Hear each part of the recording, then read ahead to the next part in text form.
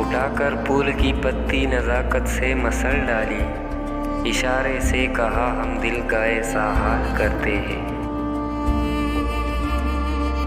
अजीब तरह से दोनों ही नाकाम हुए मोहसिन, वो मुझे चाह ना सका, मैं उसे बुला ना सका। ऐसे जख्मों का क्या करे कोई, जिनको मरहम से आग लग जाए।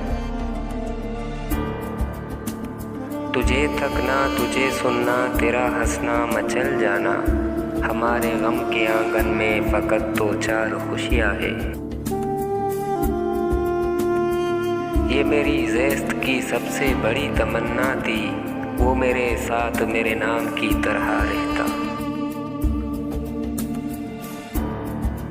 सिरे से जो कहीं मौजूद ही ना था, आखिर वो नुक्स भी मेरे किरदार से निकल आया।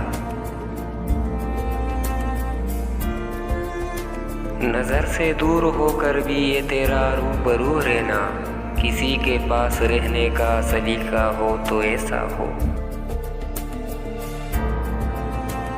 वही शख्स मेरे लश्कर से बगावत कर गया, जीत कर सल्तनत जिसके नाम करनी थी।